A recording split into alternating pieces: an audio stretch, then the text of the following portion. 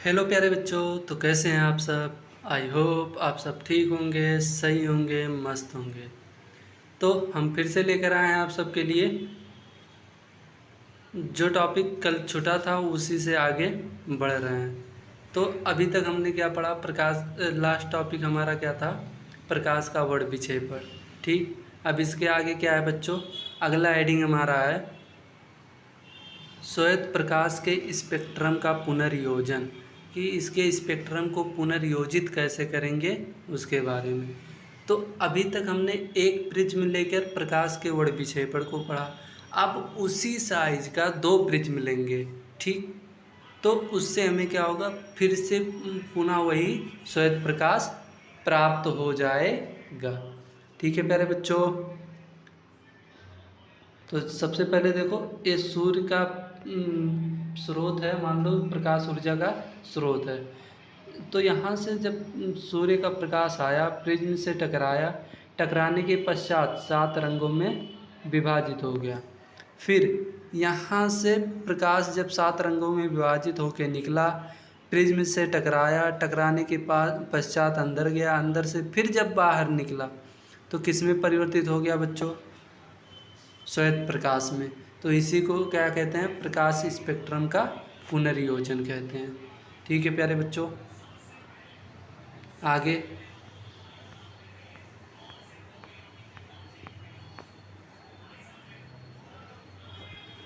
आगे क्या है बच्चों, चित्रानुसार जब दो प्रिज्म को इस प्रकार व्यवस्थित किया जाता है कि उनके फलक समांतर हों, जब पहले प्रिज्म से श्वेत प्रकाश गुजरता है तो यह रंगीन स्पेक्ट्रम बनाता है। स्पेक्ट्रम को विबग्योर कहते हैं। यदि इस स्पेक्ट्रम को उल्टे रखें तो प्रिज्म से गुजारते हैं तो पुनः श्वेत प्रकाश प्राप्त होता है। इसे श्वेत प्रकाश का स्पेक्ट्रम का पुनर्योजन कहते हैं। ठीक है प्यारे बच्चों। आगे इंद्रधनुष का बनना क्या है बच्चों, इंद्रधनुष का बनना। इंद्रधनुष कैसे बनता है, मान लो सूर्य का प्रकाश हुआ, वर्षा की बूंदें हैं। ठीक। तो सूर्य का प्रकाश जब वर्षा की बूंद से टकराती है तो क्या बनती है, फिर वही 7 रंग में विभाजित हो जाती है। ठीक है प्यारे बच्चों। तो ऐसा लगता है कि वो क्या बना रही है, इंद्रधनुष बना रही है। ठीक है, अभी देखते हैं कैसे बनाती है। इंद्रधनुष वर्षा के पश्चात आकाश में वर्षा की बूंदों में दिखाई देने वाला प्राकृतिक स्पेक्ट्रम है। वो क्या है, वर्षा की बूंदों में दिखाई देने वाला क्या है बच्चों, प्राकृतिक स्पेक्ट्रम। जब प्रकाश चित्रानुसार वर्षा की बूंद में प्रवेश करता है तो अपवर्तित व विक्षेपित अलग अलग रंगों में बंटना होता है। मतलब ये क्या होती है, अपवर्तित होती है और विक्षेपित होकर क्या होती है, विक्षेपण करके अलग अलग रंगों में बंट जाती है। अब यह वर्षा की बूंद के आंतरिक पृष्ठ से टकराता है और इसका आंतरिक परावर्तन होता है। आंतरिक पृष्ठ से टकराने के पश्चात क्या होता है, इसका आंतरिक परावर्तन होता है। अब यह वर्षा की बूंद से बाहर निकलते समय पुनः अपरिवर्तित होता है। पुनः क्या हो जाता है बच्चों, अपरिवर्तित हो जाता है और प्रेक्षक को इंद्रधनुष दिखाई देता है। इंद्रधनुष देखने के लिए पीठ को सूर्य की ओर होना चाहिए। मतलब इंद्रधनुष को अगर देखना है तो पीठ को क्या करना है, सूर्य की तरफ करना होगा। यानी कि सूर्य के अपोजिट साइड में क्या होता है, इंद्रधनुष बनता है। ठीक है प्यारे बच्चों। ये फिर से अगला टॉपिक क्या हमारा, तारों का टिमटिमाना। मोस्ट इम्पॉर्टेंट टॉपिक है बच्चों, तारों का टिमटिमाना। आगे देखते हैं।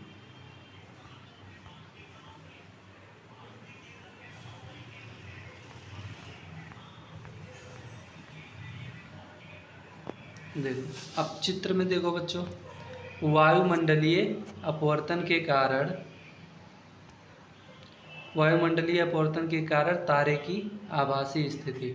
सबसे पहले बढ़ता हुआ क्या हुआ, ऊपर से नीचे क्या होगा, बढ़ता हुआ अपवर्तनांक होता अथवा घनत्व तो बढ़ेगा। तो जब हम किसी तारे को देखते हैं क्या होता है, जब तारे का प्रकाश हमारी आँखों में पड़ता है, ठीक, तो वो हमें तिरछा तारे का प्रकाश जब पड़ता है तो हमें आभास होके कैसा लगता है, सीधा लगता है, और इसी कारण क्या होता है, तारों का टिमटिमाना हमें नज़र आता है। अभी इसका डिफिनीशन में देखेंगे। जब तारों का प्रकाश पृथ्वी पर वायुमंडल में प्रवेश करता है तो इसका लगातार अपवर्तन होता रहता है, लगातार। अच्छा, एक क्वेश्चन अगर पढ़े, तारे क्यों टिमटिमाते हैं? प्रकाश के अपवर्तन के कारण तारे टिमटिमाते हुए नजर आते हैं। इतना भी बोल दोगे तब भी सही है, लेकिन अगर 3-4 नंबर में आ जाए तो कुछ ना कुछ लिखना पड़ेगा। ठीक है प्यारे बच्चों, क्योंकि ऊपरी वायुमंडल से नीचे पृथ्वी की सतह तक परतों की संघनता अथवा घनत्व बढ़ता जाता है, अतः तारे के प्रकाश का अनेक बार अपवर्तन होने के कारण वह अभिलंब की ओर झुकता व मुड़ता जाता है, जिससे तारे की आभासी स्थिति बनती है। आभासी स्थिति बन जाती है, काल्पनिक, जो वास्तविक स्थिति से कुछ ऊंचाई पर प्रतीत होती है। तो प्रतीत होती है तो उससे क्या होते हैं, क्षितिज से देखने पर यानी कि जमीन से देखने पर तारे टिमटिमाते हुए प्रतीत होते हैं। तारे क्यों टिमटिमाते हैं? प्रकाश के अपवर्तन के कारण। ठीक है प्यारे बच्चों, आगे अग्रिम सूर्योदय तथा विलंबित सूर्यास्त। क्या होता है अग्रिम सूर्योदय तथा विलंबित सूर्यास्त? तो सबसे पहले मान लो ये पृथ्वी है, ठीक, तो उस पर क्षैतिज रेखा, क्षितिज प्रेक्षक देखने वाला यहाँ से अगर कोई खड़ा होकर देख रहा है तो सूर्य का आभासी स्थिति हमें कहाँ दिखाई देगा? ये अगर सूर्य है तो उसका आभासी स्थिति हमें कहाँ दिखाई देगा? ठीक उसके सीधे ऊपर। ठीक है प्यारे बच्चों,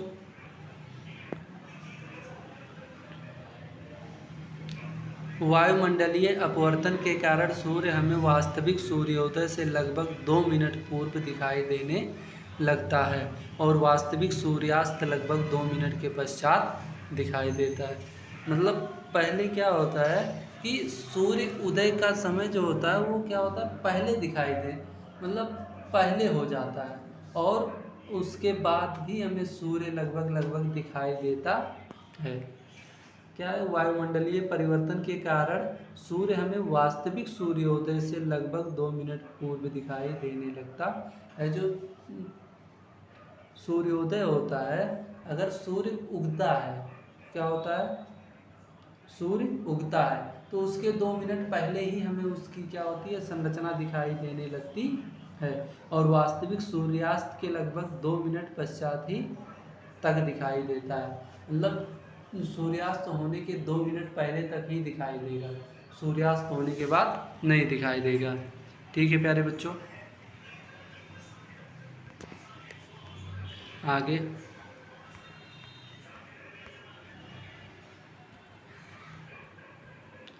वास्तविक सूर्योदय से तात्पर्य सूर्य द्वारा वास्तव में क्षितिज पार करना है, तथा वास्तविक सूर्यास्त का तात्पर्य सूर्य का क्षितिज के नीचे जाना है। मतलब क्षितिज यानी कि जो क्षैतिज रेखा बनेगा उसके ऊपर जाने का समय होगा वास्तव में सूर्योदय, और सूर्यास्त क्षितिज के नीचे जाने का समय होगा। ठीक, वास्तविक सूर्योदय व आभासी सूर्योदय अथवा वास्तविक सूर्यास्त या आभासी सूर्यास्त के बीच के समय अंतराल में लगभग 2 मिनट होता है। समय अंतराल कितना होता है बच्चों? 2 मिनट का होता है। ठीक, इस प्रकार दिन की अवधि में 4 मिनट की वृद्धि हो जाती है। एक दिन में कितने मिनट की वृद्धि हो जाती है? 4 मिनट। इसी परिघटना के कारण सूर्योदय तथा सूर्यास्त के समय सूर्य की चक्रिका चपटी हो जाती है, और यही 4 मिनट धीरे धीरे करके 4 साल में क्या होता, पूरा एक दिन बना लेता है। तो 4 साल में क्या होते हैं बच्चों, जिसे लीप वर्ष के नाम से भी जाना जाता है। ठीक है प्यारे बच्चों, आगे प्रकाश का प्रकीर्णन। क्या होता है प्रकाश का प्रकीर्णन? अच्छा, प्रकाश है प्रकीर्णन, प्रकीर्णन मतलब अपनी किरणों को बिखेरना, वही क्या कहलाता है, प्रकाश का प्रकीर्णन। जैसे क्या होता है, सूर्य का प्रकाश आया, कहीं से टकराया, दूसरी दिशा में भाग गया, फिर वहाँ से टकरा के दूसरी दिशा में भाग गया, मतलब एक आपस में टकरा कर क्या हो, फैल जाना। उसी को प्रकीर्णन मतलब ही होता है फैलना। क्या होता है बच्चों, फैलना। ठीक, आगे, जब प्रकाश की किरण किसी वस्तु से टकराकर अपनी दिशा बदल लेती है परंतु परावर्तन के नियमों का पालन नहीं करती, तो इस प्रकाशिक घटना को प्रकाश का प्रकीर्णन कहते हैं। टिंडल नामक वैज्ञानिक ने इसकी खोज की, इसीलिए इसे टिंडल प्रभाव भी कहते हैं। यानी कि टिंडल प्रभाव और प्रकाश की प्रकीर्णन दोनों एक ही है। ठीक है प्यारे बच्चों। अच्छा, टिंडल प्रभाव, अच्छा ऐसे देखो कि मान लो कोई बड़ा सा बगीचा है, जंगल है, वहाँ पे अगर सूर्य का प्रकाश पड़ रहा है तो पेड़ों से टकराकर इधर उधर प्रकाश फैल रही है, तो उसी को क्या कहेंगे, टिंडल प्रभाव या प्रकाश का प्रकीर्णन। ठीक है प्यारे बच्चों। अगला क्वेश्चन हमारा क्या है, आकाश का रंग नीला होना। तो आकाश का रंग नीला क्यों होता है, चलिए देखते हैं। जब सूर्य का प्रकाश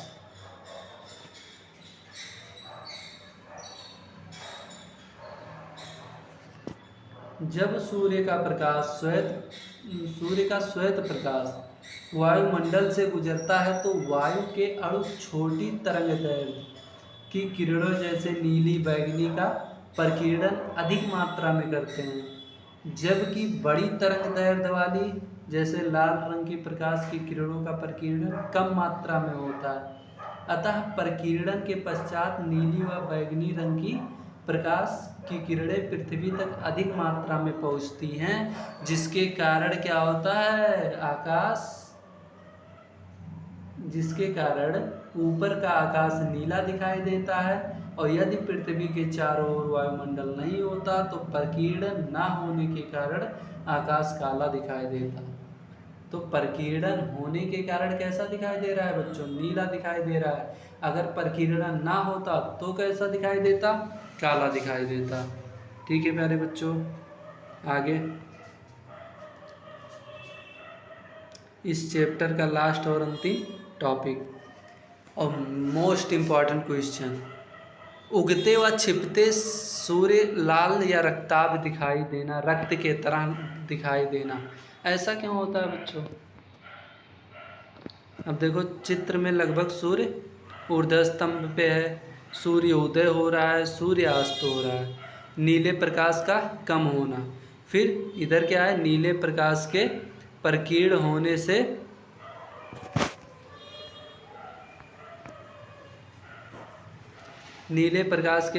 होने से सूर्य का रक्ताभ प्रतीत होता है, ठीक, कम होता है। ठीक, आगे देखते हैं डिफिनीशन में इसके। चित्र नहीं पूछता है, केवल टॉपिक ही पूछता है। सूर्योदय व सूर्यास्त के समय प्रकाश की किरणें अधिक दूरी तक तय करके हमारी आंख तक पहुंचती हैं।